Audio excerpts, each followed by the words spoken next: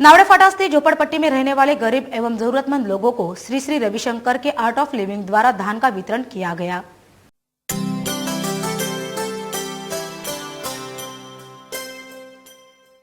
आध्यात्मिकता के साथ सामाजिक कार्य में अग्रसर रहने वाले श्री श्री रविशंकर के मार्गदर्शन में आर्ट ऑफ लिविंग द्वारा नावड़े फाटा स्थित डॉक्टर बाबा साहब अम्बेडकर आदर्श नगर स्थित झोपड़पट्टी में रहने वाले गरीब एवं जरूरतमंद लोगों को धान का वितरण इतवार को किया गया।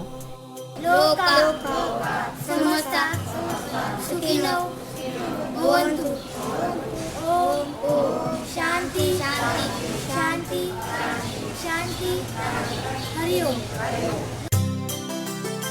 इस कार्यक्रम का आयोजन जनहित प्रतिष्ठान रायगढ़ जिला संपर्क प्रमुख सोमनाथ खिलारी द्वारा किया गया था। इस उपक्रम के बारे में सोमनाथ खिलारी ने विस्तृत जानकारी दी।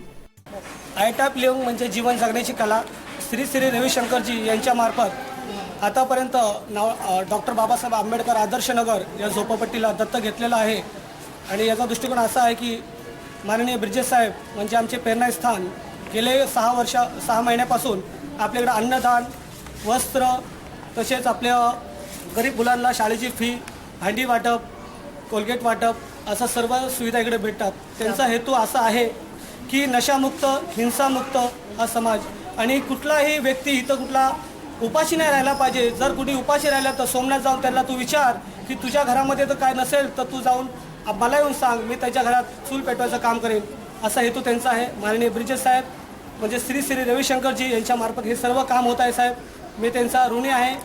आणि जनहित प्रतिष्ठान संस्था रायगढ़ जिल्हा संपर्क प्रमुख म्हणून मी आज इथं आहे आणि हे सर्व कारभार सांभाळतो। माझे सदस्य सीता तळकरी, सोजरबाई, नारायण गायकवाड, पार्वती, शांताबाई खिल्लारे तसेच आपले भालचंद्र कुराडे, आपले बाबासाहेब खिल्लारे भरपूर असे ऑलरेटर आहेत आणि ते सारखे मला साथ देतात आणि ह्यांच्या सर्व मार्गदर्शनाखाली मी आज इथं काम करतोय। मी त्यांचा सर्वांचा आभारी आहे की एवढंच असंच काम आमच्यापेक्षा राहू द्या आणि असं सहकार्य करा।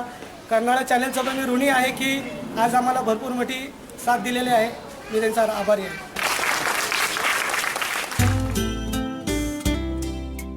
इस दौरान उपस्थित गणमान्यों द्वारा लाभार्थियों को धान का वितरण किया गया।